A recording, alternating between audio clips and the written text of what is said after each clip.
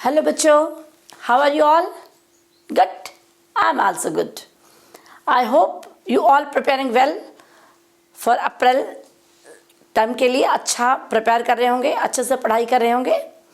So in this class I am going to discuss paper of 29th Jan shift 1 उसको discuss करते हैं. और बस कॉपी पेन लेंगे, साथ में मिलके करेंगे और अच्छे से खूब तैयारी करेंगे बच्चे. अप्रैल में जिनके जनवरी में थोड़े बहुत कम रह गए हैं वो अप्रैल के लिए कोशिश करेंगे. So as usual we start from the question 31. मैंने जो सीरीज ली हुई है इसमें 31 से फिजिक्स है, कई पेपर में 1 से फिजिक्स है. ऑर्डर हमारा कुछ भी हो सकता है. सो विल ट्राई कि हम कितने जल्दी इस चैप्टर को फिनिश करते हैं. डिफ़िकल्ट है, आसान है, मीडियम है, क्वेश्चन के साथ साथ हम डिस्कस करते जाएंगे. So first question is 31st question is match the list 1 with the list second. First B dot dl.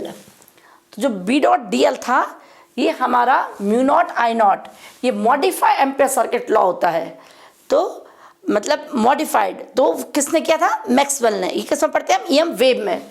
तो फर्स्ट का ऑप्शन आ जाएगा फोर्थ. अब हम यहाँ देखते हैं कि मुझे फर्स्ट के बी और डी पे ही मैं फोकस करूँगी.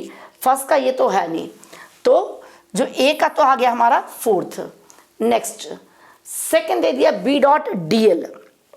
तो जो बी डॉट डी एल है, यदि कई बार यदि आपको मान लो कन्फ्यूज़न होता है, नहीं समझ आ रहा है, तो और जो ऑप्शन है वो देख लो. जो ई डॉट ए है मतलब ये हमारा गॉस लॉ हो गया, एरिया हो गया.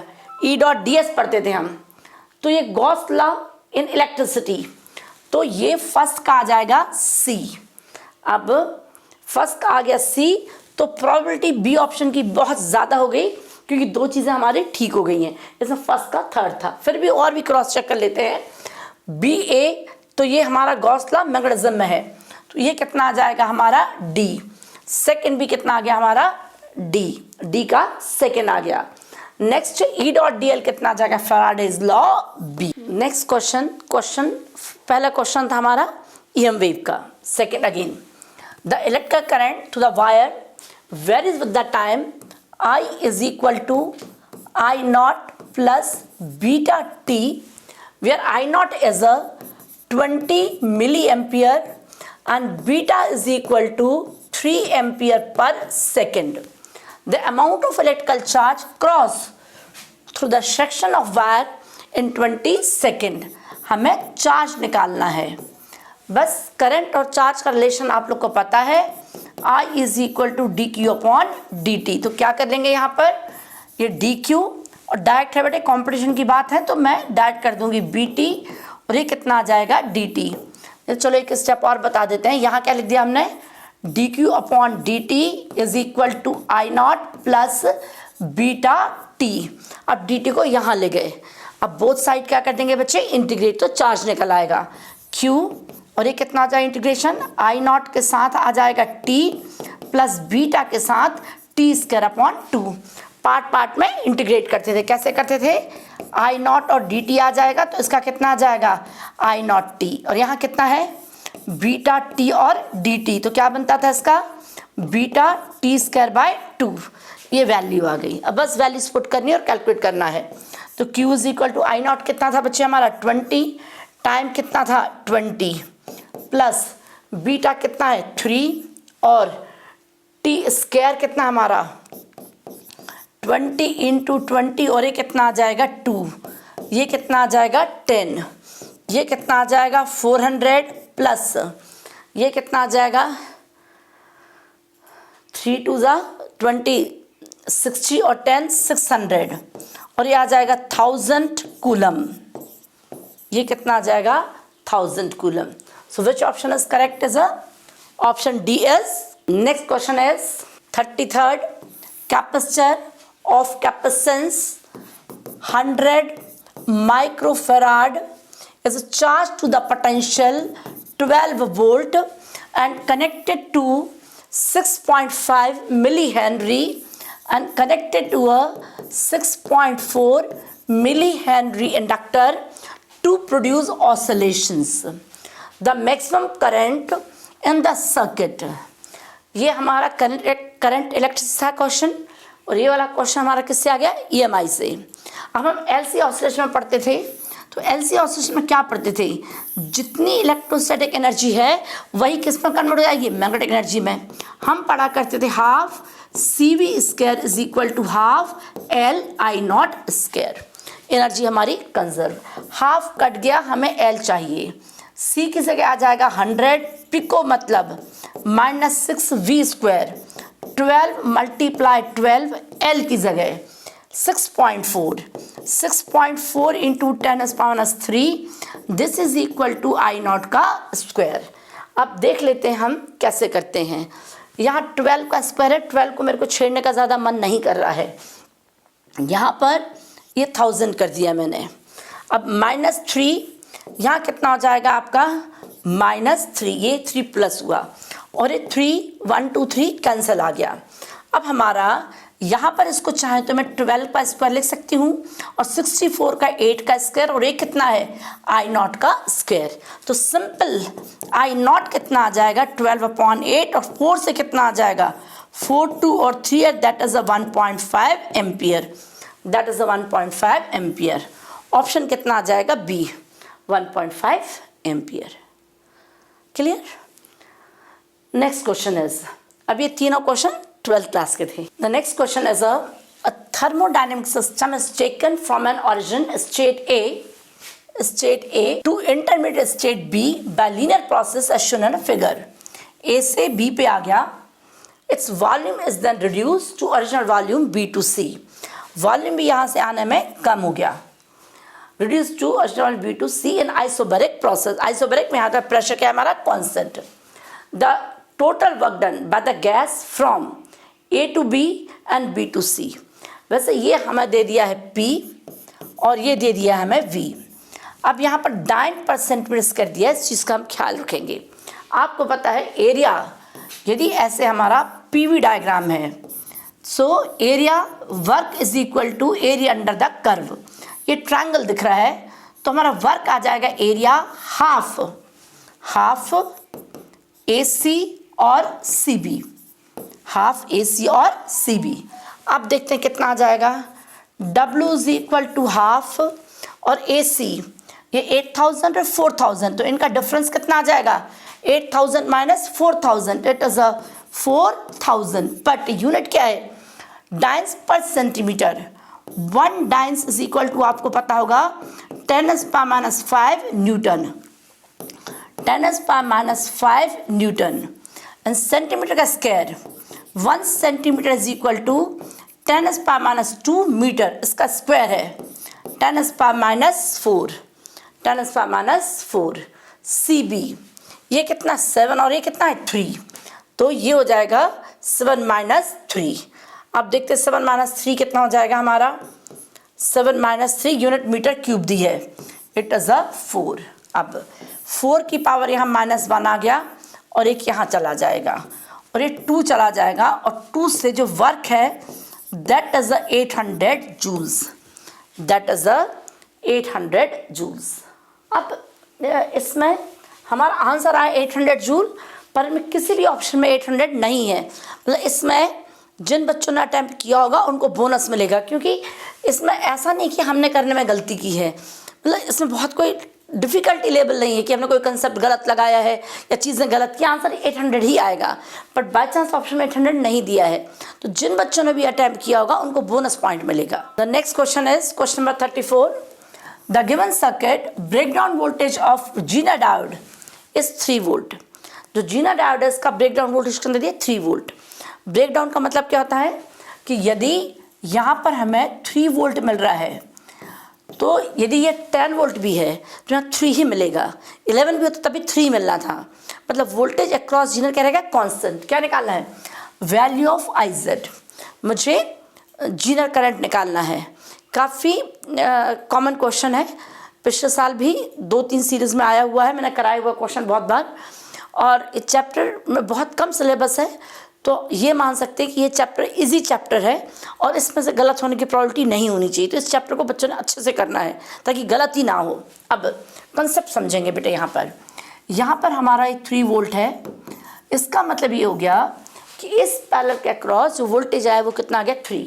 अब यहाँ जो करंट आएगी वो मैंने बोल दिया V is equal to I R. जो V है वो कितना आएगा 3 और जो रेजिस्टेंस है वो 2 किलो मतलब 3 और ये आ जाएगा I। अब 1.5 इंटू 10⁻³ और एक करंट आ गया हमारा I, है ना।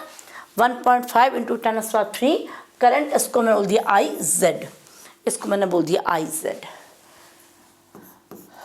IL बोला, Z नहीं IL बोला, क्योंकि लोड रेजिस्टेंस, इसको लोड रेजिस्टेंस। अब ये टोटल 10 वोल्ट था, यहाँ पर कितना हो गया हमारा 3 वोल्ट, तो इसके अक्रॉस कितना वोल्ट आएगा 7 वोल्ट।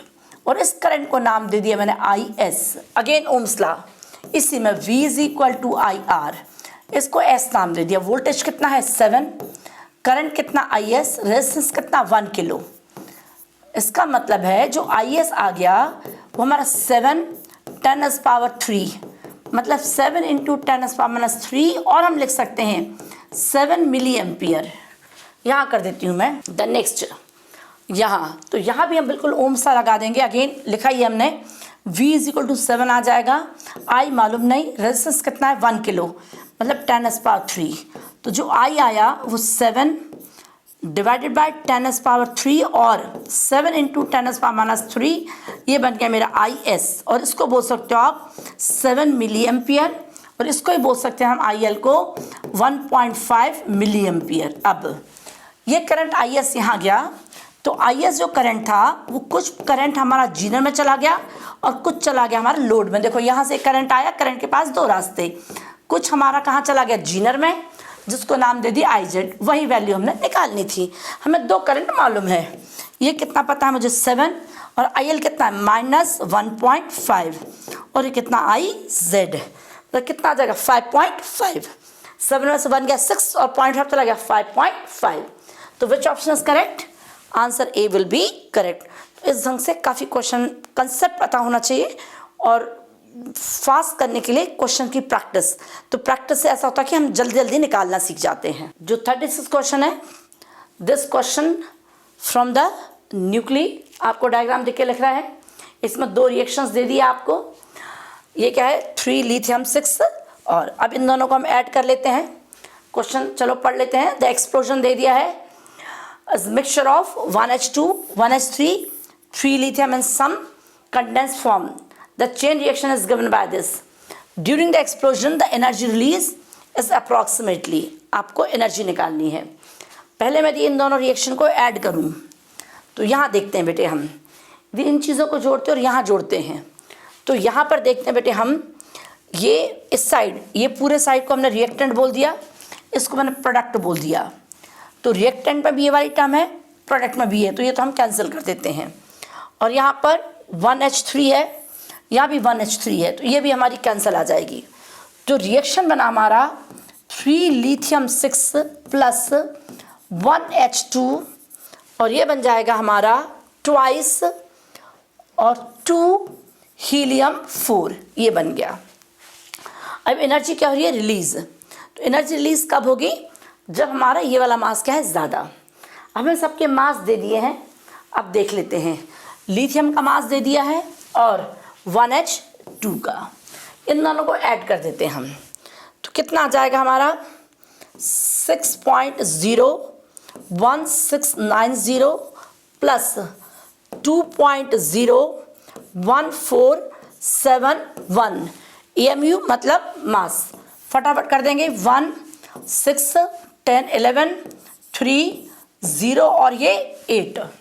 नेक्स्ट, अब हीलियम का 2 है, तो यहाँ पर इसको मल्टीप्लाई कर देती हूँ मैं। 2 मल्टीप्लाई 4.00388, कितना आ जाएगा ये हमारा? 2 3 ज़ा 8 2 ज़ा 16 रहा 1, 16 और 1 17, 6 और 7 एंड 0 0 एंड 8।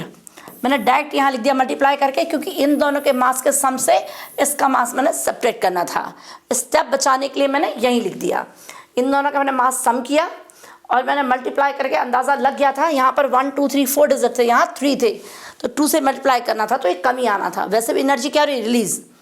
अब इसमें से माइनस कर देते हैं, कैरी ओवर करके कितना आ जाएगा हमारा 5, और ये आ गया 15 में से 8, फिर यहाँ आ जाएगा 10 में से 3, और ये आ जाएगा 2, तो 2 0.0। अब चार ऑप्शंस मुझे काफ़ी नज़दीक के लग रहे हैं। नहीं, ज़्यादा नज़दीक के नहीं है। 12.16 है, 28 है, 16 है और 22 है। अब यहाँ पर वैसे आपको मालूम है 1 AMU किसके बराबर होता है, 931 मेगा इलेक्ट्रॉन वोल्ट। अब 931 से मैं मल्टीप्लाई करूँगी, तो इससे बेटर है कि मैं यहाँ पर 1000 से ही मल्टीप्लाई कर दूँ। जब 1000 से मल्टीप्लाई किया तो कितना आ जाएगा 1 2 3, है ना, और 5 8 3 2, पॉइंट कितने हैं 1 2 3 4 5, 1 2 3 4 5, 28.8 आया, पर 23.8 तो ज़्यादा आया मेरा, इससे थोड़ा सा कम होगा, बहुत कम नहीं, थोड़ा कम, तो यहाँ 22.2 आ जाएगा। तो ऑप्शन कितना जाएगा, सी, क्योंकि 12 बहुत कम है, 16 बहुत कम है। तो ये सिर्फ फास्ट कैलकुलेशंस के लिए कर लेते हैं बेटे, जब चार ऑप्शंस हमारे क्या दिए हों बेटे, दूर दूर के दिए हैं, तो 1000 से कर लिया तो जल्दी हो जाएगा हमारा। तो ऑप्शन आ जाएगा 22.22 mega electron volt. So the next question is 37. A galvanometer having coil of resistance 10 ohm shows full scale reflection for current of 3 milliampere. For it to measure current of 8 ampere, the value of shunt should be. Simple सा question है, galvanometer है, ऐसे galvanometer बना दिया, इसका अपना resistance 10 ओम है और मैक्सिमम कितनी करंट मेजर कर सकता है ये 3 मिली एम्पियर, और हमें मैक्सिमम करंट कितनी मेजर करना है 8 एम्पियर। तो 8 एम्पियर करने के लिए हमें कितना शंट लगाना है। अब बिल्कुल कंसेप्ट क्या था, यहाँ जो करंट था इसको आई नाम देते थे, इस करंट को नाम IG देते थे, और इस शंट में जो करंट जाता था IS। अब यदि हम इसको मूविंग कॉइल गैल्वेनोमीटर या एमीटर ना समझ के एक सिंपल सर्किट समझ लें, तो ये क्या है, ये और ये दोनों ब्रांच में क्या है बेटे, हमारा पोटेंशियल क्या हो गया बराबर, मतलब IG G is equal to कितना आ जाएगा IS S आ जाएगा। अब यहाँ पर IG कितना है 3 मिली एम्पियर, 3 × 10⁻³ G की वैल्यू कितनी है 10, IS, तो ये करंट कितना I, यहाँ से कितना चला IG, IS कितना हो जाएगा I minus IG is equal to किसके बराबर है IS। तो IS कितना आ जाएगा 8 माइनस 3 × 10⁻³ और ये आ जाएगा हमारा S। तो सिंपल कैसे याद किया है, IG G is equal to IS S। अब यहाँ देखते हैं 8 में से ये वाली वैल्यू 0.003 है, this value is very small, ये वैल्यू बहुत स्मॉल है, और जब हम इसमें से ये 10 है और ये कितना 8, तो यदि मैं इसको निगलेक्ट कर दूं तो ये आ जाएगा 3 × 10⁻³ और 10/8 इज इक्वल टू S। तो यदि मैं अप्रॉक्सीमेटली देखूं तो 2 से कितना आ गया 4 और 5, और ये आ जाएगा 1.25, और 3 से कर देती हूँ 5 3 = 15, 3 2 = 6 और 1 7 3, 3.17 मिली ओम, 3.75। तो कौन सा ऑप्शन आपको सही नज़र आ रहा है, ऑप्शन C 3.75 × 10⁻³ ओम। बस इसमें कहाँ कन्फ्यूज़न आता है कि इस वाले फिगर को हमने क्या कर दिया निगलेक्ट। तो ये भी हमारा मैकेनिज्म ऐसे हो गया question. Next question is question number 38। The block of mass 100 kg slide over a distance of 10 meter the horizontal surface. The coefficient of friction between is mu is equal to 0.4. Then work done against the friction. So work is equal to कितना था हमारा, force into distance. अब ये क्या बोलेंगे हम, mg, और force of friction F कितना था हमारा, म्यू n और r, और ये क्या था, नॉर्मल रिएक्शन, मतलब म्यू mg और जो डिस्टेंस कितना है d कर देते हैं 0.4, m की वैल्यू कितनी है और g की वैल्यू 10 ले ली और d कितना है 10, 0.4 से एक 10 चला गया, कितना आ जाएगा 4000 जूल्स, ये कितना आ जाएगा 4000 joule. Next, if W is equal to मैंने किया म्यू एन डी, और म्यू की वैल्यू कितनी है बेटे हमारी 0.4, और m की वैल्यू कितनी है हमारी 100, और ये 9.8 है, d कितना आ जाएगा बेटे हमारा 10। अब इसको मल्टीप्लाई करके देखते हैं, ये 10 तो चला गया, 4 से मल्टीप्लाई करते हैं, 4 9 ज़ा 32, 3 36, 39.2 और 100। अब यहाँ पर आया 39,200 जूल्स। अब मैंने क्यों बताया आपको, मैं डायरेक्ट 4000 देख के आपको टिक कर सकती थी, मैंने बात इसलिए बताई क्योंकि यहाँ पर एक ऑप्शन मुझे 3900 भी दिया था और हमारा 39,200 आया, तो हमने हायर साइड ही लेना है। यदि मान लो 39,200 एक ऑप्शन होता तो हमने जी की वैल्यू 10 नहीं लेनी थी, तो हमारा ऑप्शन क्या आ गया बेटा, सी। ऑप्शन विल बी सी 4000, क्योंकि ये जो हमारा ऑप्शन है 3920 और ये 3900 है, तो हमने कम वाला नहीं लेना है ना 4000। Question number 39, de Broglie wavelength of electron is same that of photon. जो इलेक्ट्रॉन है और जो फोटोन है उसकी डी ब्रॉगली वेवलेंथ सेम है।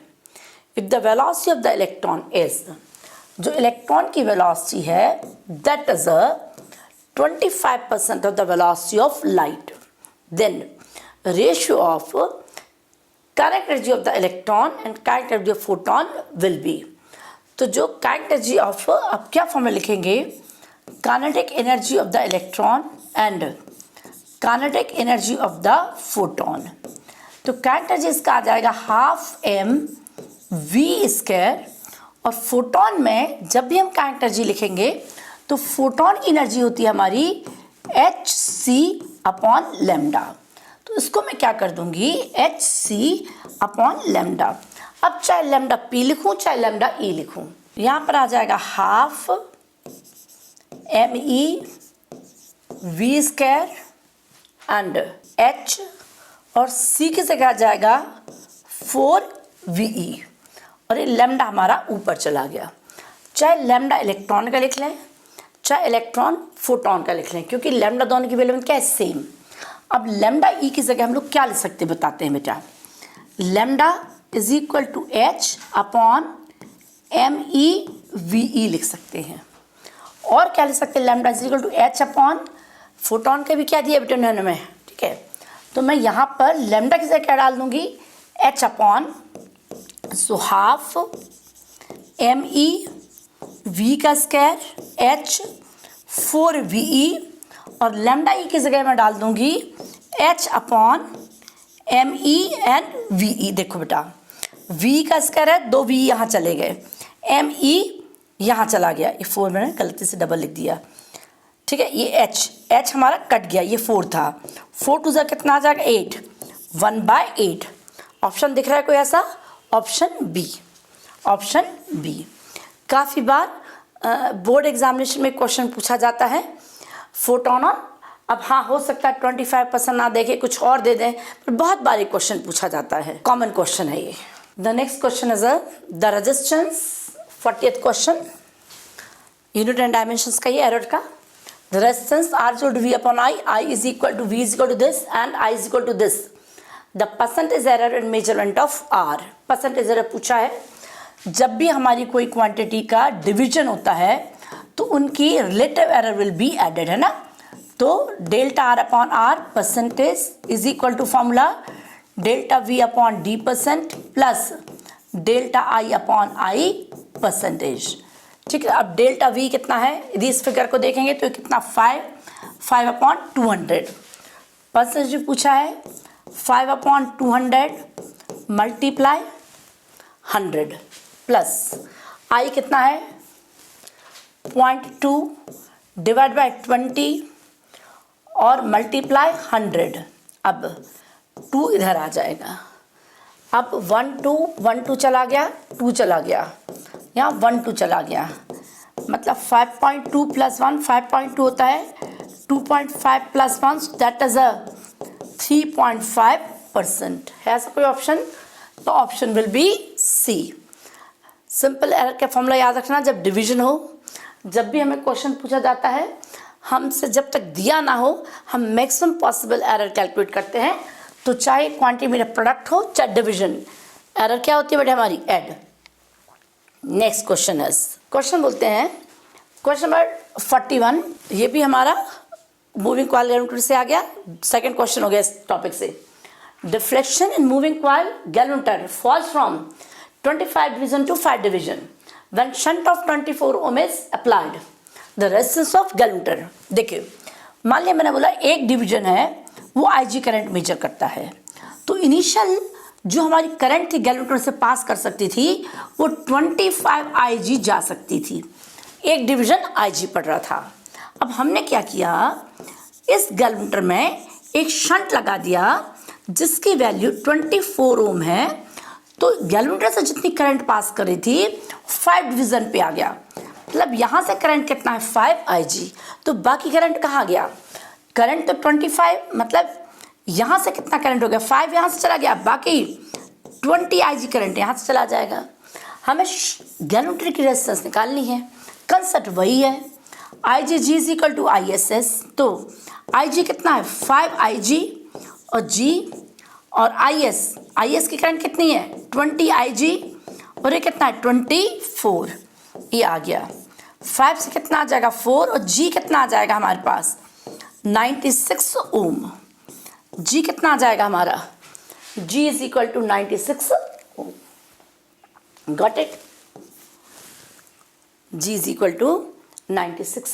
Next question is the potential energy function in joule of a particle in a region of space given by the potential energy 2x square plus 3y cube plus 2z. Here x, y, z are in meter. The magnitude of x component of force acting on a particle at P 1 2 3 4। Potential energy हमें दे दिया है, हमने क्या निकालना है magnitude of x component of force. मतलब हमें क्या पता होना चाहिए, फोर्स और एनर्जी में फॉर्मूला। अब फोर्स एनर्जी का फॉर्मूला कितना होता था बेटे हमारा, वैसे हमें पता है energy is equal to force into distance होता है, यदि आपको नहीं याद है तो। और ये फॉर्मूला होता है F is equal to minus D U upon D X. हमसे एक्स डिस्टेंस के बारे में पूछा है और साइन, तो हमें एफ क्या कर देंगे हम अपॉन डी एक्स। अब ये कितना आ जाएगा 2x square plus 3y square plus 2z।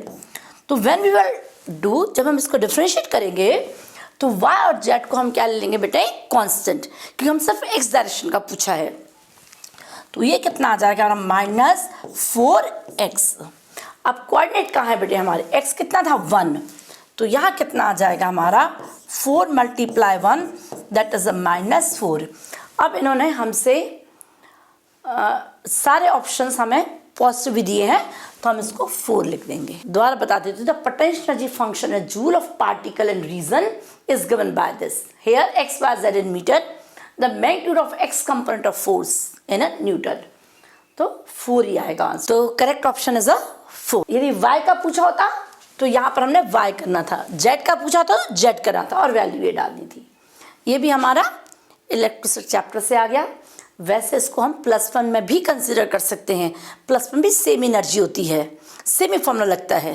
Question number 43, 2 vessels A and B of the same size and are at same temperature। दोनों की साइज सेम है, सेम टेम्परेचर है।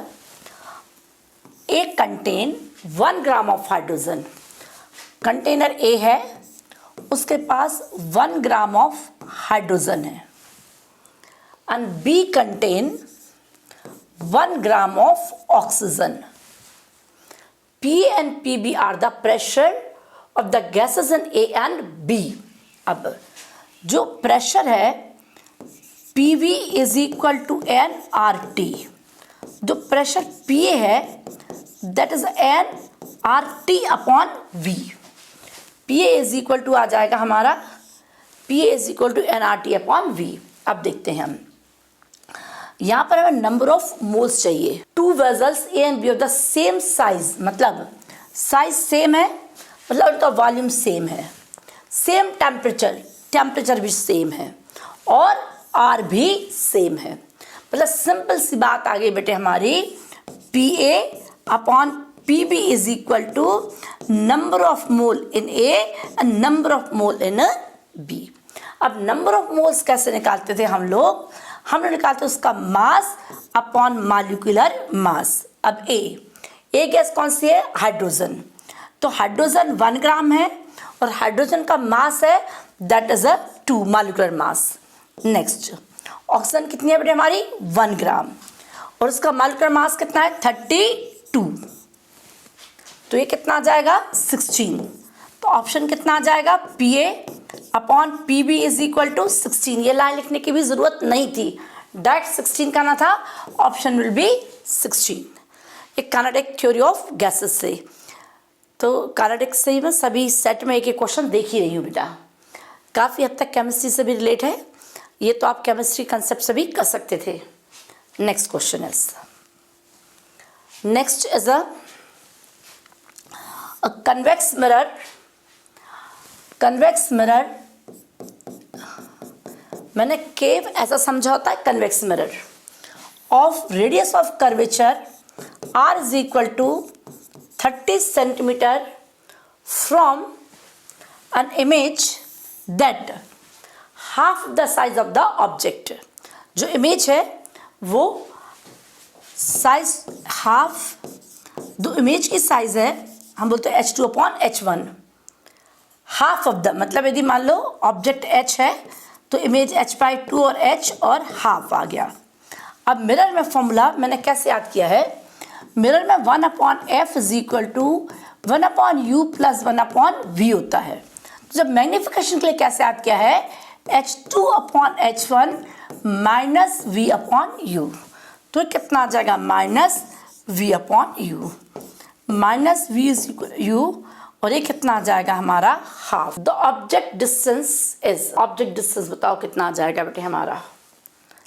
सो U is equal to minus 2B.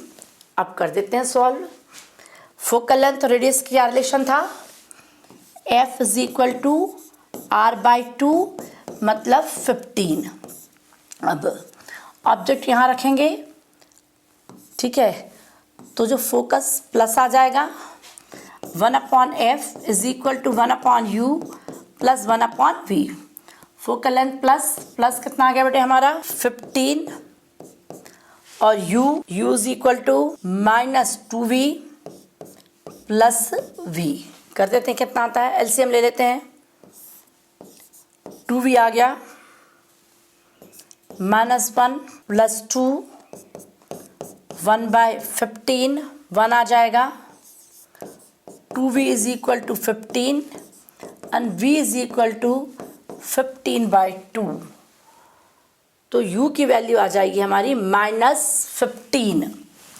अब U की वैल्यू आ जाएगी बेटे हमारी -2 और यह है 15/2 that is a cancel -15 centimetre. Basic सा क्वेश्चन था. बच्चे कहाँ कंफ्यूज होते हैं कि इस हमने प्लस लेना और माइनस, प्लस और माइनस. वैसे भी आपको पता हो कनकेव में हमेशा जो हमारी इमेज बनती है वो कैसी बनती है हमारी? इरेक्ट, है ना? 44D. और यदि आपको माइनस प्लस साइन में कन्फ्यूज़न हो, हमसे U पूछा है तो ऑब्जेक्ट यहाँ रखा होगा, तो आपने क्या समझ लेना बेटे? U तो क्या हो गया? माइनस. यदि कन्फ्यूज़न है तो V क्या होगा हमारा? प्लस. इसी साइड बन रहा है. Next question is question 45. 2 charges 5Q and minus 2q. 5q and minus 2q are situated at a point 3a 0 minus 5a. मतलब यदि ये ओरिजिन बना दिया मैंने तो a 2a और ये 3a और ये कितना है हमारा minus a minus 2a minus 3a minus 4a minus 5a. The electrical flux through the sphere of radius 4a having center as the origin. मतलब मुझे फ्लक्स निकालनी है जिसकी रेडियस 4a है, मतलब यहाँ से कहीं मेरा स्फीयर ये बनेगा. हमें फ्लक्स का फॉर्मूला पता है, charge enclose upon epsilon not. तो जो 5 माइनस 5 पे जो चार्ज रखा है, माइनस 5 पे रखा था माइनस 2q चार्ज और प्लस 3 पे रखा था प्लस 5q चार्ज. तो फ्लक्स में इस माइनस 2 चार्ज की कोई कंट्रीब्यूशन नहीं है. फ्लक्स सिर्फ किससे होगा, जो चार्ज हमारा विद इन द स्फीयर. मतलब ऑप्शन कितना आ जाएगा 5q upon epsilon not. So option is D. Which option is correct? D. Question number 46. Given below are two statement. If capillary tube is immersed first in a cold water and then in hot water, the height of the capillary rise will smaller in hot water. सबसे पहले हमें यह समझना है कि कितना liquid rise करता है. तो फॉर्मूला क्या था, H is equal to 2t cos theta upon R G. अब T था सरफेस टेंशन, तो यदि हमारा T इंक्रीज होता है तो हाइट क्या हो जाएगी इंक्रीज. यदि T हमारा डिक्रीज होता है तो हाइट क्या हो जाएगी बेटे हमारी डिक्रीज. मतलब H is a directly proportional surface tension. अब लोगों R और G डिपेंड नहीं करता, R भी है पर टेम्परेचर से ज़्यादा फर्क पड़ेगा बेटे हमारा सरफेस टेंशन में. तो जब हम टेम्परेचर बढ़ाते हैं तो सरफेस टेंशन डिक्रीज होता है. तो जब टेम्परेचर बढ़ाने से यदि हम टेम्परेचर इंक्रीज करते हैं बेटे तो सरफेस टेंशन क्या हो जाएगा डिक्रीज. जब सरफेस टेंशन डिक्रीज होगा तो हाइट कम होगी. तो उन्हें क्या बोला, height of the capillary rise will be smaller. That is a true. तो हॉट वाटर कम चढ़ेगा क्योंकि इसका सरफेस टेंशन क्या हो गया बेटे हमारा, टेम्परेचर बढ़ाने से सरफेस टेंशन कम हो गया. If the capillary tube is immersed first in a cold water, then in hot water, the height of the capillary rise will be smaller in a cold water. That is a false. Which option is correct? Statement first is true and second is false. Option D is correct. The radius of curvature of path of two particles of same masses are in ratio. Radius of curvature of path of two particles. Two particle है. If the radius of curvature path of two particle of same mass, दोनों के masses same है और radius का जो ratio है that is a 3/4, then order to have a constant centripetal force. Centripetal force constant है. Their velocity will be, centripetal force कितना था हमारा दोनों का, centripetal force m v1 square upon r1 m v2 square upon r2. Mass बराबर है, simple सा question है. v1 upon v2 is equal to under root of r1 upon r2. r1 r2 कितना है, अंडर रूट ऑफ 3/4. 3/4 4 बाहर कितना आ जाएगा 2. Under root 3 ratio 2. Which option is correct? Option B is correct. Question number 48. At what distance above and below the surface of earth body will have same weight? किस height और depth पे body का wait क्या हो जाएगा same. अब देखते हैं बेटे, जो हमारा G की वैल्यू थी हाइट पे वो था हमारा GM upon R plus H का स्क्वायर.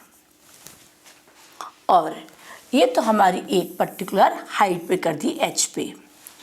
अब डेप्थ पे जब हम वैल्यू निकालते थे तो हम जी एम अपॉन आर करते थे आर स्क्वायर, और यहाँ पर एम डैश आता था। और एम डैश को कैसे पुट करते थे आप लोग? जी mass per unit volume 4/3 pi R cube into 4/3 pi R minus D का क्यूब। और ये जो आर की जगह कितना था हमारा? आर माइनस डी का स्क्वायर, या जगह आर माइनस डी का स्क्वायर। ये हमारी वैल्यू कट जाएगी, एक स्क्वायर कट जाएगा। तो डेप्थ पे जो जी की वैल्यू थी वो थी हमारी G M R minus D upon R cube. अब ये बोलते हैं किस डेप्थ पे किस हाइट पे वेट बराबर होगा। तो मैंने यहाँ क्या किया, h को और d को हमने x के बराबर ले लिया, हमने इसको x पुट कर दिया, और इन दोनों को, इस इक्वेशन को और इसको मैं इक्वेट करूँगी। जब इक्वेट करेंगे तो gm तो हमारा कैंसिल आ गया। अब देखते हैं क्या आ जाएगा, हमारा gm कैंसिल आ गया। अब यहाँ पर आ जाएगा मेरा 1 अपॉन r प्लस x का स्क्वायर इज इक्वल टू, यहाँ पर आ जाएगा r minus X upon R cube. अब इसको हम क्रॉस मल्टीप्लाई करेंगे, ये कितना आ जाएगा? आर क्यूब, और जो स्क्वायर टर्म है इसको मैं आर प्लस एक्स और आर प्लस एक्स और आर माइनस एक्स लिख लूँगी। अब आपको पता है a प्लस बी और a माइनस बी, तो कैसे? ए स्क्वायर माइनस बी स्क्वायर। अब देखते हैं इसको, आर क्यूब और कितना आ जाएगा? आर प्लस एक्स, और ये हो जाएगा R square minus X square. अब देखते हैं, करते हैं मल्टीप्लाई पहले आर से, सो आर क्यूब आ जाएगा और एक्स स्क्वायर आर आ जाएगा। यहाँ करते हैं plus X R square minus X cube आएगा, और ये आर क्यूब आ गया। अब आर क्यूब यहाँ जाके क्या आ जाएगा बेटे मेरा? माइनस, और मैं टर्मिनोलॉजी ट्रांसपोज कर देती हूँ। यहाँ पर एक्स स्क्वायर आर माइनस का क्या हो जाएगा? प्लस, और यहाँ पर माइनस एक्स के साथ आर स्क्वायर आ जाएगा, प्लस एक्स क्यूब कितना आ जाएगा? 0। मैं x को कॉमन ले लेती हूँ, तो x को जब कॉमन ले लूँगी तो ये बच जाएगा X R minus R square plus X square is equal to 0। अब मैं X square plus X R minus R square is equal to 0। अब मैं इसको क्वाड्रेटिक इक्वेशन लगा लूँगी, तो क्वाड्रेटिक इक्वेशन का फॉर्मूला कितना था? Minus B plus minus B square minus 4ac upon 2a। यहाँ देखते हैं बेटे, हम मुझे किसकी वैल्यू चाहिए बेटे? x की। तो माइनस बी मतलब minus R plus minus under root of B square, B मतलब आर स्क्वायर, एंड यहाँ कितना आ जाएगा हमारा? 4ac, तो ये प्लस आ जाएगा 4 और ये R square, 4ac 4r square divide by कितना आ जाएगा? 2, और x कितना आ जाएगा हमारा? Minus R plus minus R under root 5 divided by 2, और x आ जाएगा हमारा, r हमने क्या लिया बेटे? ये जो ने प्लस साइन लिया, so r under root 5 minus r divided by 2 if I take minus sign. तो which option will be correct? Option second is correct. यहाँ पर गलती क्या कर सकते थे बच्चे? जो मेजर गलती कर सकते हो, आंसर नहीं आता, बच्चे ये कर सकते थे कि जो जी की वैल्यू है, जो बच्चे गलती कर सकते तो क्या कर सकते थे बच्चे? जो जी की वैल्यू है वो हाइट के साथ जी 1 माइनस 2h अपॉन आर ले सकते थे, और डेप्थ के साथ की value G 1 minus D upon are.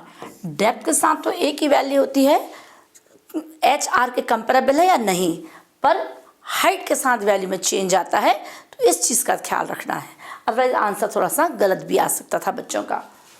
Option is B is correct. Next question is 49th। a body start moving from rest. एक body है वो rest से चलती है with constant acceleration cover a displacement s1 in first p-1 second. तो हमारा जो s1 है वो कितना आ जाएगा, s is equal to formula ut plus half A T square. तो ये तो u तो क्या दे दिया, रेस्ट मतलब 0 आ गया, हाफ a कॉन्स्टेंट एक्शन है, टाइम t की जगह p-1 का square second and s2 in p second. और जो s2 डिस्टेंस है वो किस में चलता है, p सेकेंड में. द डिस्प्लेसमेंट s1 और s2 will be in a time. s1 s2 कब चलेगा, ठीक है. जो s2 है, s2 is equal to u 0 आ जाएगा हाफ ए पी स्क्वायर.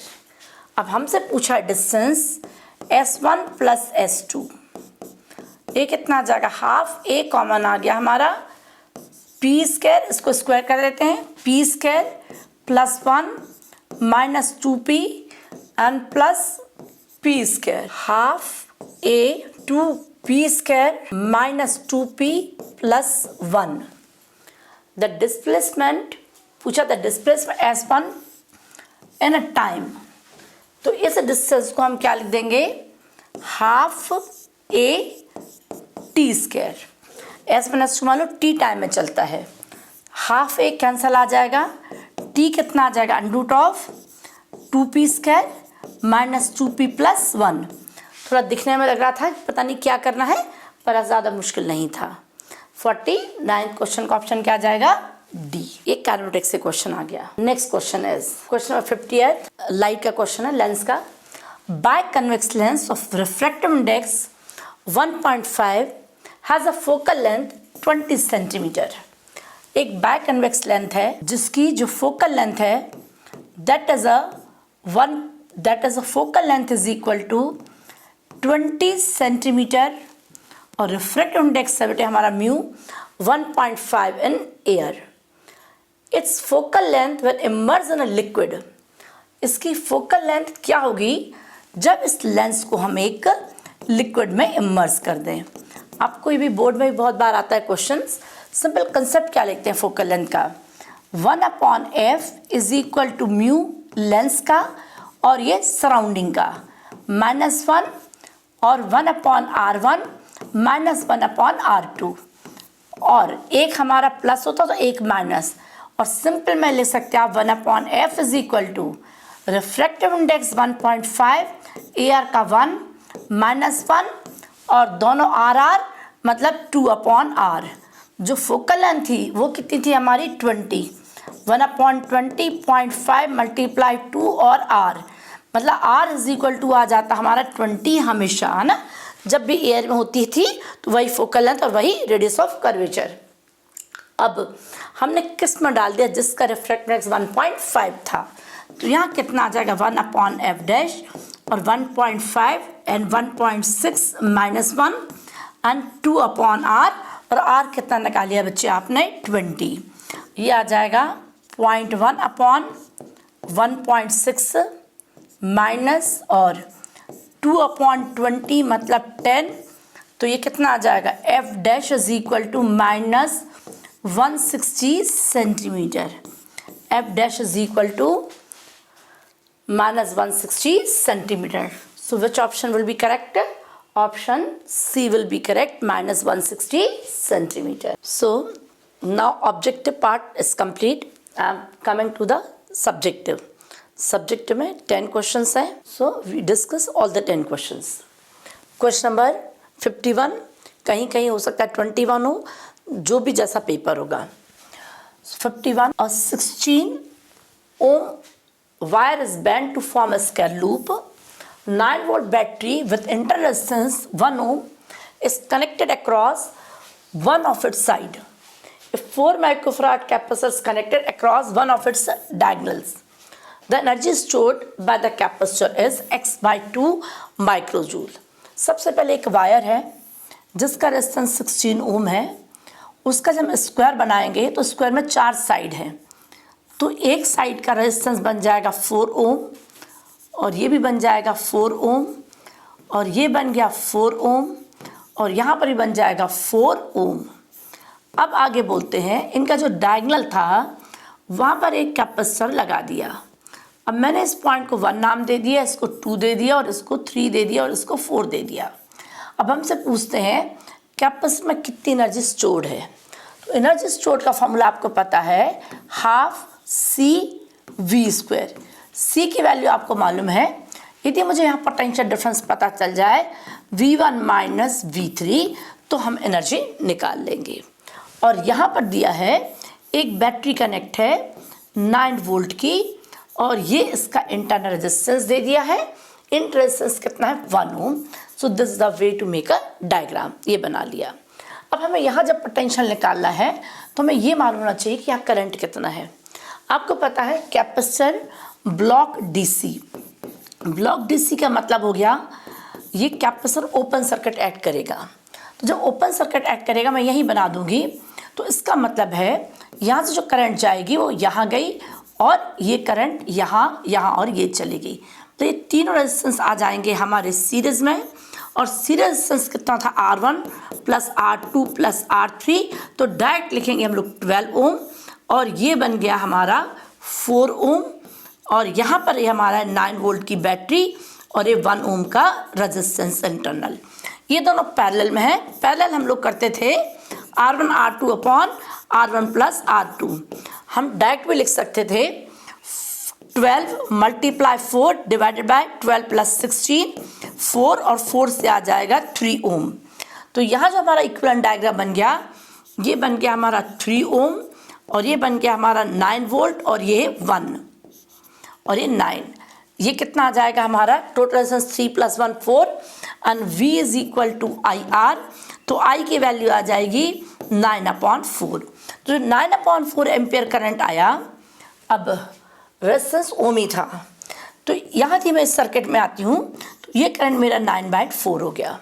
जो 9/4 करंट है, यहाँ को मैंने नाम दे दिया I1, और यहाँ को नाम दे दिया मैंने I2। अब हम देखते हैं I1 में कितना करंट जाएगा और I2 में कितना करंट जाएगा। इसको निकाल देते हैं।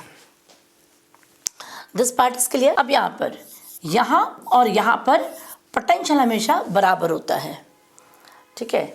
तो यहाँ हम कर देंगे 4I1 is equal to 12I2, और I1 प्लस I2 जो करंट है दैट इज 9/4।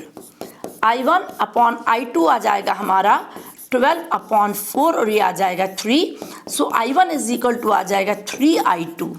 अब यहाँ मैं कर दूंगी 3I2 plus I2 is equal to 9/4, और जो I2 करंट आएगा ये 4 आ जाएगा 9/16 एम्पियर।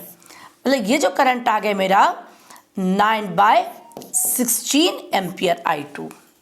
और I1 कितना आ जाएगा हमारा, ये हमारा रिलेशन आ गया था, ये है ना, I1 is equal to 3। So I1 is equal to 27/16। पर हमें I1 से बहुत ज़्यादा मतलब नहीं है, हमें I2 से ज़्यादा मतलब है। अब देखते हैं, ये करंट I1 नाम दिया बैक, और ये करंट हमने I2 नाम दिया। अब 1 पॉइंट पे तो पोटेंशियल मैंने 9 वोल्ट ले लिया, ये बैटरी 9 वोल्ट है। अब यहाँ पर कितना ड्रॉप हो गया हमारा, वो हम चेक कर लेते हैं। ये 4 ओम रेजिस्टेंस था, ये भी 4 ओम था, और करंट कितना जा रहा था यहाँ पर हमारा 9/16 करंट था यहाँ पर। तो V is equal to V3 is equal to हम IR करेंगे। अब ये कितना आ जाएगा, I कितना है हमारा 9/16, और 4 और 4 8, तो ये 2 आ जाएगा, 9/2 आ गया। अब हम जब एनर्जी करेंगे so half C and V1 minus V2 का स्क्वायर, V3, ये वाला पॉइंट। इस कैपेसिटर के क्रॉस कितना पोटेंशियल डिफरेंस है। अब C की वैल्यू मालूम है बच्चों को, C इज गिवन 4 माइक्रो, मैं 4 ही रहने दूंगी। एंड V1 कितना था 9, और ये 9 - 2 का स्क्वायर, मतलब ये कितना आ जाएगा हाफ, और 4 से 2 चला गया, 2 आ गया, तो 9 माइनस 9/2 अगेन 9/2, तो 9/2 का स्क्वायर 81/4 और ये 2 आ गया, मतलब ये आ जाएगा 81/2 माइक्रो जूल्स, 81/2 माइक्रो जूल्स। तो जो x की वैल्यू आएगी, the value of x will B 81। इसमें 2-3 कंसेप्ट लगा दिए, है ना।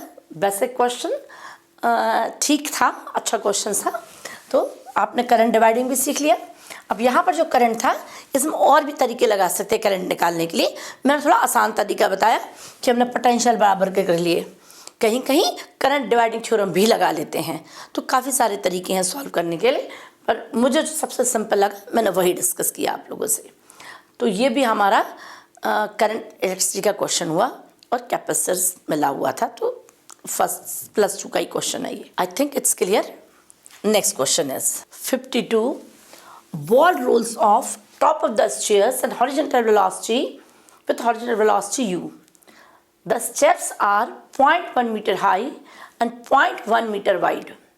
The minimum velocity u with which that ball just hit step 5 of staircase will be √ x meter per second, where x is equal to, मतलब एक ball है, first हम 5 steps बना लेते हैं, 1 2 3 4 5।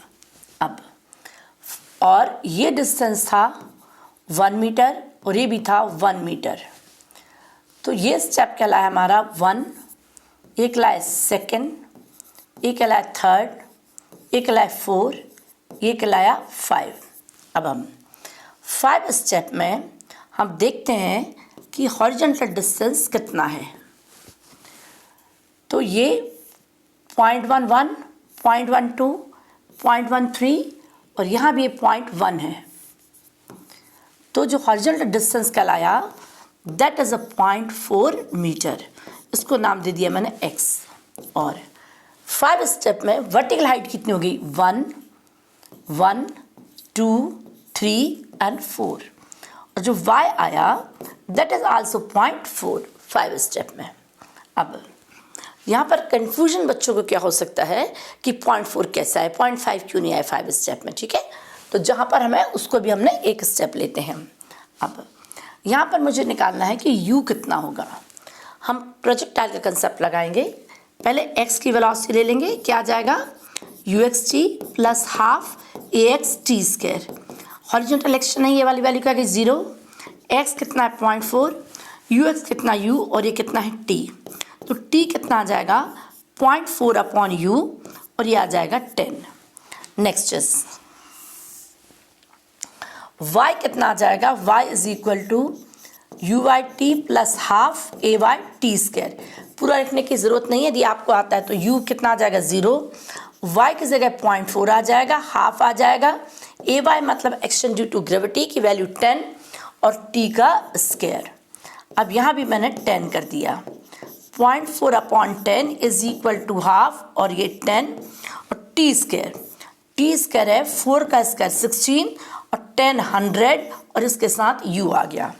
अब ये 0.4 मैंने हटा के 10 किया था, ये 0 और ये 0 चला जाएगा और 2 से कितना आ जाएगा बेटे हमारा 8 और ये सामने भी कट जाएगा 2। यहाँ पर मैं u कर देती हूँ, यहाँ पर u² होगा क्योंकि हमने t का स्क्वायर था u²। तो u² और ये कितना आ जाएगा u², मैं यहाँ का यहाँ 2 बच गया 2, तो u कितना आ जाएगा √2, मतलब यहाँ पर √x। तो √x की वैल्यू कितनी जाएगी बच्चे हमारी 2 आ जाएगी। काइनेमेटिक्स का क्वेश्चन है, सभी सेट पे मैंने काइनेमेटिक्स का एक क्वेश्चन देखा है। The next question 11th class का क्वेश्चन हो गया ये। Next question is in a double slit experiment shown in a figure, when light of wavelength 400 nanometer is used, dark fringes observed at P पे हमें dark fringe मिल रही है और जो D है that is 0.2 meter. The minimum distance between the slit S1 and S2 is, अब देखते हैं,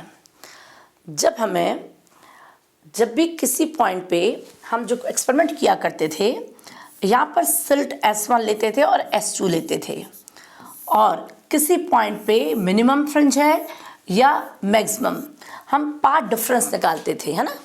हम बोलते थे कि PS1 माइनस PS2 यदि डार्क है तो हमारी कंडीशन 2n-1 λ/2 होती थी।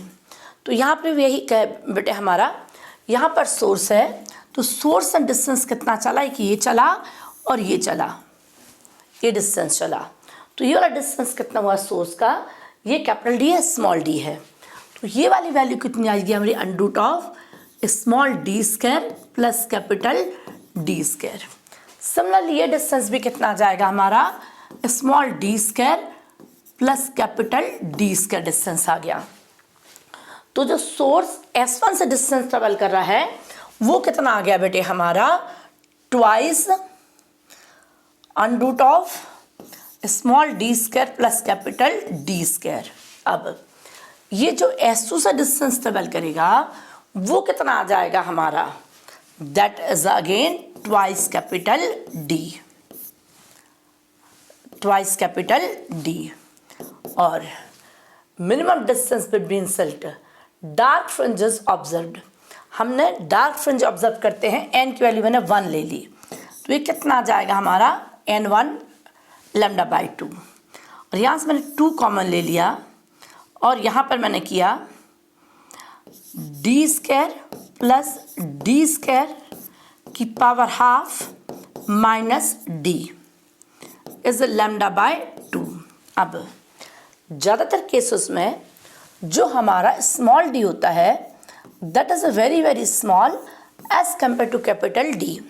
तो यदि मैं स्मॉल डी स्मॉल है तो मैं यहाँ से क्या करूँगी, स्मॉल डी को मैं कॉमन ले लिया, मैंने कैपिटल डी को कॉमन ले लिया, तो ये डी स्क्वायर है, हाफ है तो डी आ गया, और ये बच जाएगा मेरा D square upon D square plus 1, और ये माइनस डी तो था ही, एक बार और कॉमन ले लेंगे हम तो 2 कैपिटल डी बन जाएगा यहाँ पर, और जो पावर है ये हाफ तो थी, और इसको मैंने कैसे करके लिख लेना है, 1 plus D square upon capital D square minus 1 λ/2। मुझे लगता है यहाँ तक क्लियर हो गया होगा। अब हमने क्या करना है, यहाँ पर हमारे पास जो small D upon capital D है, this point will be less than 1। जब लेस देन 1 होगी तो हम बाइनोमियल एक्सपेंशन लगाएंगे, तो बाइनोमियल एक्सपेंशन लगाएंगे तो यहाँ किससे मल्टीप्लाई कर देंगे, हाफ से। तो जो हमारा आंसर आया 2d 1 plus half D square upon D square minus 1 λ/2। अब 1 और ये हमारा कैंसिल आ गया, तो कितना आ जाएगा, 2 capital D multiply half small D square upon D square और λ/2। अब हम पहले एक डी भी कट जाएगा, 2 भी कट जाएगा। पहले स्मॉल डी की वैल्यू कैलकुलेट कर लेते हैं, फिर हम डिस्टेंस निकाल देंगे। तो यहाँ से कितना आ जाएगा बेटे हमारा, small D lambda capital D upon 2 आ गया डी स्क्वायर। लैम्डा कितना था, 400 नैनो 10⁻⁹, और ये डी कितना था 0.2 मीटर, और ये 2, ये हमारा 10 आ गया, 2 कैंसिल आ गया, एक और कैंसिल आ गया। तो स्मॉल डी मैं यदि नहीं काट तो that will be more better, चलो कोई बात नहीं, 1 और काट दिया तो दिस इज 8। तो डी स्क्वायर था तो डी बन जाएगा 4 का कितना आ जाएगा 2 इंटू 10⁻⁴ मीटर। और यदि mm की बात करें तो 2 10⁻⁻1 10⁻³ मीटर, तो -3 बनता है mm, 0.2 mm। तो जो मिनिमम डिस्टेंस है S1 और S2 के बीच का स्मॉल डी ही है, तो स्मॉल डी कितना है हमारा 0.2 mm। बट इसमें एन टी की साइड का जो आंसर है दैट इज़ 20 है, और हमारा निकल रहा है 0.2 ठीक है मेरे हिसाब से। तो ये यंग्स डबल स्लिट का एक्सपेरिमेंट का क्वेश्चन था, ऐसे ज़्यादा ठीक था। Next is 54th. In test experiment on a model aeroplane in wind tunnel, the flow speed of upper and lower surface of the wings are 70 meter per second and 65 meter per second. क्या है? Experiment model aeroplane in a wind tunnel. Wind tunnel है, मान लेते जो upper speed है that is 70 meter per second, V1 नाम दे दिया, और जो लोअर स्पीड है that is 65 meter per second, V2. If wings area is 2 meter square, the lift of the wings is. अब विंग्स कितनी लिफ्ट हो रही है, किस फोर्स से लिफ्ट हो रही है, यहाँ पर यूनिट दे दी है न्यूटन. पहले हमें फोर्स निकालना है. अब इस क्वेश्चन में हम 11th क्लास का बर्नौलीज का प्रिंसिपल निकालेंगे. हम क्या बोलेंगे, इस पॉइंट पे अपर और लोअर दोनों पॉइंट पे जो टोटल एनर्जी वो क्या रहेगी, कंजर्व्ड. तो pressure energy P plus kinetic energy half rho V1 square is equal to P2 plus half rho V2 का स्क्वायर. अब यहाँ पर हम कर देंगे half rho V1 square minus V2 square इधर कर देंगे और P2 माइनस P1. जब P2 माइनस P1 आ जाएगा तो प्रेशर डिफरेंस भी बोल सकते हैं आप, और प्रेशर इज इक्वल टू होता हमारा फोर्स अपॉन एरिया. तो जब हमारा प्रेशर डिफरेंस आ जाएगा तो हम प्रेशर को एरिया से मल्टीप्लाई करके क्या जाएगा, फोर्स आ जाएगा. So it is a V1 square and V2 square. Now we will put the values. तो ये कितना आ जाएगा हमारा, हाफ रो की वैल्यू थी 1.2, V1 कितना है 70, तो 70 को मैं 14 मल्टीप्लाई 5 का स्क्वायर लिख लूँगी, और यहाँ पर 65 को मैं 13 मल्टीप्लाई 5 का स्क्वायर और difference of the pressure P लिख लूँगी. अब यहाँ पर मेरा 0.6 आ जाएगा और यहाँ से 5 स्क्वायर कॉमन आ जाएगा. 0.5 का स्क्वायर कितना है 25, 14 का स्क्वायर 196, 13 का square 169 and pressure is equal to force upon area. हमें क्या चाहिए, फोर्स. तो प्रेशर की जगह मैं फोर्स अपॉन एरिया कर दूंगी, यहाँ एरिया से हम मल्टीप्लाई करूँगी. तो ये कितना आ जाएगा 150, मतलब 15 आ गया. 25 से 150 तो पॉइंट है ना 15 आ गया, और 196 और 169, 196 169 देखो कितना आता है ये हमारा 7 आ जाएगा, और 8 से 2 इट इज़ 27, और मल्टीप्लाई एरिया कितना है हमारा, area is 2 is equal to F. बस एक ही कैलकुलेशन है, मैं 15 2 कर दूंगी 30, और 27 मल्टीप्लाई 30, तो ये 0 आ गया, 21 आ गया, एंड 7 3 21, 2 3 2 6 और 2 8, आंसर आ जाएगा 810 Newton. So it will be 810 Newton, 810 Newton, 810 Newton. बस जब भी ऐसे क्वेश्चंस हैं तो बर्नौलीज की तरफ जाना जहाँ स्पीड अलग अलग है. Next question is the magnetic potential due to magnetic dipole at a point on the axis situated at a distance 20 centimeter from its center is 1.5 into 10⁻⁵ Tesla meter. The magnetic moment of a dipole. ज़्यादातर बच्चों ने magnetic field तो पढ़ा होता है, potential कम पढ़ा होता है. तो जो मैग्नेटिक पोटेंशियल है, सिंपल इलेक्ट्रिकल पोटेंशियल कितना होता था हमारा 1/4πε0 Q/R ना. तो जो हमारा मैग्नेटिक पोटेंशियल है वो कितना आ जाएगा μ0/4π, और ये हमारा 0.4 से नहीं, मैग्नेटिक मोमेंट मतलब m/r², ये फॉर्मूला है. अब पोटेंशियल कितना दिया है, वैल्यू पुट करना है 1.5 इंटू 10⁻⁵, और μ0/4 का वैल्यू 10⁻⁷ m निकालना है. डिस्टेंस कितना देता है 20 सेंटीमीटर, तो 20 सेंटीमीटर और 10⁻² मीटर, मतलब 1 0 चला जाएगा, 2 × 10⁻⁻1, तो इसका स्क्वायर कर दोगे 4 × 10⁻² आ जाएगा। अब 2 जाके यहाँ पर -5 आ गया और ये 5 हमारा कैंसिल हो जाएगा। m कितना आ जाएगा हमारा 1.5 × 4 और m आ जाएगा हमारा 6। m कितना आ जाएगा हमारा 6, 15 4 = 60, तो 6 आ गया। So the next question is a cylinder is rolling down an inclined plane of inclination 60. Its acceleration during rolling down will be x upon √3 meter per second square. तो inclined plane rolling +1 का rotational motion का question है। ये मान लेते हैं एक inclined plane है और यहाँ पर एक सिलेंडर रोल कर रहा है। अब बोलते हैं कि किस सेक्शन से नीचे आएगा, डायरेक्ट क्वेश्चन है।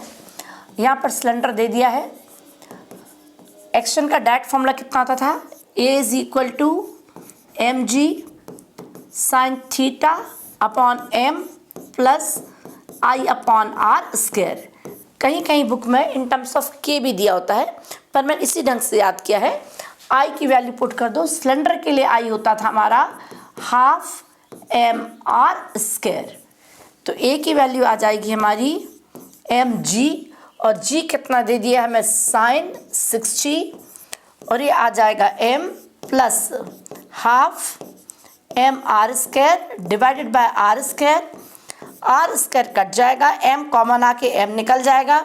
यहाँ पर एलसीएम ले लेंगे तो कितना आ जाएगा 3/2 और g sin 60 की वैल्यू थी √3/2, ये 2 कट जाएगा। इस 3 को क्या कर देंगे आप √3 × √3 और √3 और ये कट जाएगा।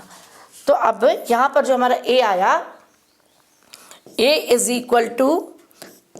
g √3 और यहाँ √ ऑलरेडी दिया है, वैल्यू हमें निकालनी है x की, तो g की वैल्यू क्या दे दी है 10 और यहाँ पर कितना है 10, सो आंसर विल बी 10। 9.8 भी हो सकता था, पर यहाँ g की वैल्यू ऑलरेडी क्या दे दी है 10, so answer will be 10। Simple question था। इस जगह स्फीयर भी हो सकता था, रिंग भी हो सकता था, ऐसे काफ़ी बार क्वेश्चन आता है कौन नीचे जल्दी पहुंचेगा, सो एक्सेशन आपने याद रखना है। Next question is 57। One hydrogen atom going from N2 to N1 emit photon. Its recoil speed. अब recoil speed किसकी पूछ ले बेटे हमसे, hydrogen atom, just like a proton. अब देखते हैं कहाँ से जा रहा है बेटे हमारा ये, n = 2 to n = 1। अब 1 स्टेट में एनर्जी होती थी हाइड्रोजन में -13.6 इलेक्ट्रॉन वोल्ट, सेकेंड में -3.4 इलेक्ट्रॉन वोल्ट। आप लोग को एनर्जी का फॉर्मूला मालूम है, एनर्जी = कितना होता था हमारा -13.6 Z²/n² और ये यूनिट थी इलेक्ट्रॉन वोल्ट। अब सेकेंड में हमारा ये 2 आ गया और ये 1 आ गया, ये आपने डायरेक्ट भी याद कर ली। अब डेल्टा E कितना आ जाएगा हमारा, कहाँ से कहाँ इलेक्ट्रॉन गया बेटे हमारा, ये E2 - E1 मतलब -3.4 -13.6, बिल्कुल आपको याद होगा, it will be 10.2 electron volt. बहुत बार सिंपल किया होता है। अभी हमें एनर्जी मिल गई, हमसे रिकॉइल स्पीड पूछा है। अब मुझे ये पता है जो इस केस में इनिशियल मोमेंटम होगा वही क्या हो जाएगा फाइनल मोमेंटम। अब इनिशियल मोमेंटम कितना था हमारा, मोमेंटम h/λ और फाइनल m और v रिकॉइल कर देते हैं ना, रिकॉइल स्पीड कर देते हैं। अब हमें v निकालना है, रिकॉइल स्पीड, ये कितना आ जाएगा h m/λ। या कहीं पर एनर्जी नहीं आई, हमें एनर्जी का फॉर्मूला पता है, एनर्जी = क्या होता है हमारा hc/λ। हमें h/λ मिल रहा है, c से मल्टीप्लाई कर देते हैं, c से divide, so it will be, ये कितना आ जाएगा mc और hc/λ। hc/λ को हम बोल देंगे एनर्जी। अब now we will put the value delta E upon mc। अब ये याद रखना है m क्या चीज़ है। रिकॉइल स्पीड किसकी पूछी है? हाइड्रोजन एटम मतलब प्रोटॉन, तो यहाँ मास ऑफ प्रोटॉन आएगा। अब बस एनर्जी कितनी थी? 10.2। याद कैसे करना? इलेक्ट्रॉन, तो charge of electron 1.6 into 10⁻⁻19, mass of proton 1.6 10⁻27, speed of light 3 into 10⁸8। अब यदि मैं यहाँ पर 8 कर देती हूँ, ये प्लस और ये माइनस, तो 8 था तो ये कितना आ जाएगा हमारा? 10⁻⁻19 आ जाएगा। 27 में से ये किया और ये पावर हमारी ये चली गई। मास 1.67 होता है, मैंने अप्रॉक्सीमेटली काट दिया। 10.2 और कितना आ जाएगा? 3, सो इट विल बी 3 3 ज़ा 9 एंड 3 4। तो ऑप्शन में दिया है हमें, सो ये हमारा आ गया अप्रॉक्सीमेटली 3.4। पर आंसर में हमें x/5 दिया है, तो मैं इसको थोड़ा और लिख लेती हूँ। यहाँ पर जो 3.4 आया इसको मैंने 10 कर दिया और 2 से 17 और कितना आ जाएगा? 5, मतलब 17/5। तो जो x की वैल्यू आ जाएगी दैट विल बी 17। तो आंसर कितना आ जाएगा हमारा? 17 मीटर पर सेकेंड। 5 हमें दे दिया है। Got it? Clear? Simple direct question था। 58 question, an electron is moving under influence of electrical field of a uniformly charge infinite plane sheet. एक इलेक्ट्रॉन है, वो मूव करता है और किससे? एक इनफाइनाइट शीट है, ये इलेक्ट्रॉन है, माइनस चार्ज आ गया और इसके इलेक्ट्रिकल फील्ड से इन्फ्लुएंस है। ठीक है, uniformly charge infinite plane sheet S having a surface charge density plus sigma, the electron at t is equal to 0। जब time t is equal to 0 था तो वहाँ शीट से जो उसका डिस्टेंस था वो 1 मीटर डिस्टेंस था from the S, and has a speed, और इनिशियल जो स्पीड थी that is the 1 metre per second initially. The maximum value of sigma if the electron strike S, electron S पे strike करता है at t is equal to 1 second. तो एक second में electron यहाँ पर स्ट्राइक करता है। अब सबसे पहले हम ये देखते हैं बेटे कि ये यहाँ से जो इलेक्ट्रिकल फील्ड है, मान लो वो ये इलेक्ट्रिकल फील्ड है, क्योंकि इससे अवे आ गया, तो फोर्स कहाँ लगेगा यहाँ पर? यदि ये इलेक्ट्रिकल फील्ड है तो यहाँ लगेगा फोर्स, क्योंकि ये क्या है हमारा? क्या था हमारा? Force is equal to charge into electrical field. Force की वही डायरेक्शन थी जो इलेक्ट्रिकल फील्ड की थी, पर यहाँ पर चार्ज इलेक्ट्रॉन आ गया, मतलब ये आ जाएगा माइनस और ई। तो यदि हमारा फील्ड यहाँ पर लग रहा है तो यहाँ फील्ड है तो यहाँ पर फोर्स लगेगा, और जहाँ फोर्स लगेगा वहीं पर एक्सेलरेशन है। ठीक है, अब हम देखते हैं कि एक्सेलरेशन कितनी है। So S is equal to U T plus half A T square. अब डिस्टेंस यहाँ से 1 मीटर था और अब एक्सेलरेशन हमारी यहाँ लग रही। मैं इनिशियल वेलोसिटी यहाँ ली कि इनिशियली ऐसे जा रहा था, फिर जब हमने फील्ड लगाया तो यहाँ आया, तो इसको मैंने बोल दिया -1, टी भी कितना है 1 plus half A T square.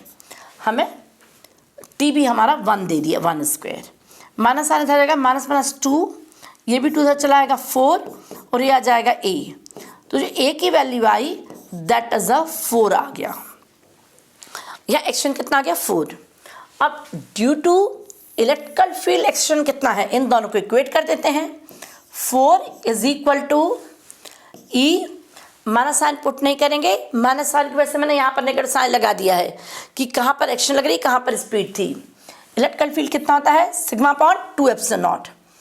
तो सिग्मा अपॉन 2 एप्सिलॉन नॉट और कितना आ जाएगा हमारा m। अब यहाँ पर मैं टर्म ट्रांसपोज कर देती हूँ, 8 आ गया, एप्सिलॉन नॉट आ गया, m आ गया, 28 एप्सिलॉन नॉट m, यहाँ पर e, यहाँ कितना बच गया? सिग्मा। मतलब sigma is equal to 8 epsilon not M और ई। देखो क्या दिया इन्होंने, alpha M epsilon not E, epsilon not M E, मतलब अल्फा की वैल्यू किसके बराबर है 8। So alpha is equal to 8। Clear? अच्छा क्वेश्चन था।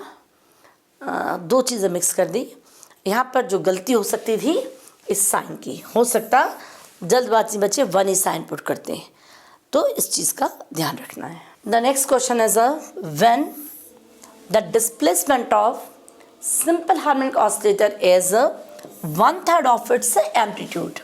इसका जो डिस्प्लेसमेंट है ये 1/3 ऑफ एम्पलीट्यूड है। The ratio of total energy to the kinetic energy is x/8। अब जो टोटल एनर्जी थी उसका फॉर्मूला कितना होता था, हाफ m ओमेगा स्क्वायर और a स्क्वायर, और जो काइनेटिक एनर्जी थी उसका फॉर्मूला था बेटे हमारा half m omega square a square minus y square. Half m तो कट जाएगा, a स्क्वायर आ गया और a स्क्वायर, y कितना दे a/3 यहाँ पुट कर दोगे, माइनस a स्क्वायर और ये 9, a स्क्वायर कॉमन आ जाएगा, कट जाएगा, और 1/1/9 एलसीएम ले लेंगे, 9 इधर चला जाएगा, ये ऊपर चला गया, और 9 - 1 कितना आ जाएगा 8। सो 9/8। अब यहाँ देखते हैं ये किसके बराबर दिया, x/8, मतलब x की वैल्यू कितनी जाएगी 9। ये +1 क्लास का ऑसिलेशंस का चैप्टर है, सिंपल क्वेश्चन है, डायरेक्ट क्वेश्चन है, कोई ज़्यादा मुश्किल नहीं है इसमें। So next question and last question, square loop of side, square loop है of side 10 centimetre and resistance R is equal to 0.7 ohm is placed vertically east west direction। Place vertically हमने ऐसे रख लिया, west plane. Uniform magnetic field of 0.2 tesla is set up across the plane north east direction. ये हमारा इसका plane का था east west, और मैग्नेटिक फील्ड का था नॉर्थ ईस्ट। यदि नॉर्थ है तो मैग्नेटिक फील्ड नॉर्थ ईस्ट में आ गया। अब क्या बोलते हैं ये, the magnetic field is decreases to 0 in 1 second. पहले मैग्नेटिक फील्ड था, बाद में 0 हो गया, पहले B1 था, t is equal to 1 second के बाद जो B2 था वो 0 आ गया। And steady rate, the magnitude of induce EMF is √x into 10⁻³ volt. The value of √x is, अब देखते हैं हमें क्या निकाला, इंड्यूस EMF। तो इंड्यूस EMF का फॉर्मूला था E is equal to minus d∅/dt, और फाई कितना था हमारा d/dt BA cos थीटा। अब यहाँ पर हम क्या करेंगे, ठीक है, तो सबसे पहले हम इसको मान लेते हैं या तो फ्लक्स, है ना। तो जब हमारा फील्ड 0 हो गया तो जो हमारी ∅2 फ्लक्स है वो कितना आ जाएगा 0, और जो ∅1 फ्लक्स है वो कितना आ जाएगा BA cos थीटा। तो डायरेक्ट भी क्या लिख सकते हैं आप लोग, ∅2 माइनस ∅1/t, और ये कितना आ जाएगा बेटे हमारा 0 और माइनस ये था, तो minus minus plus BA cos θ/t। Values बस पुट करनी है बेटे हमने। फील्ड कितना है 0.2, एरिया कितना है 10 सेंटीमीटर, मतलब 10⁻² मीटर, है ना, मतलब 10⁻⁻1 साइड थी ये, तो एरिया कितना आ जाएगा 10⁻²। कॉस थीटा कितना आ जाएगा cos 45, और टाइम कितना है बेटे हमारा 1 सेकेंड। ये तो हमारा 10 आ गया, 10 से -3 हो जाएगा, तो यह आ जाएगा 2 cos 45 की वैल्यू थी 1/√2 इंटू 10⁻³ अब इस 2 को मैं क्या कर लूँगी √2 और √2 तो जो e की वैल्यू आएगी दैट विल बी √2 इंटू 10⁻³ और हमें चाहिए थी वैल्यू x तो √ के अंदर आ रहा हमारा 2 so answer is equal to x will be 2 so answer is x is equal to 2। ये भी सिंपल था 0.70 थोड़ा कंफ्यूज करने के लिए दे दिया कि बच्चे सोचें कि रेजिस्टेंस कहाँ डालनी है। इंड्यूस में तो यही होता है। तो सारे इन्हीं चैप्टर से क्वेश्चन हमेशा बनते ही हैं। तो ठीक है, डू प्रैक्टिस, पहले कोशिश करना खुद करें। साइड में क्वेश्चन है तभी मैंने स्प्लिट स्क्रीन में किया ताकि आपको क्वेश्चन दिख जाए, खुद करो। जब आपको लगता नहीं समझ आए तब आप सोल्यूशन की हेल्प लें। जितनी खुद प्रैक्टिस करो तभी कॉन्फिडेंस बिल्ट होता है। और सो डू हार्ड वर्क। अब बस थोड़े दिनों में ही आपका अप्रैल में दोबारा से जेईई मेन है, तो आई होप आप अच्छा करेंगे। ऑल द बेस्ट बच्चों, गुड लक। मेरे चैनल को लाइक भी करें और सब्सक्राइब भी करें।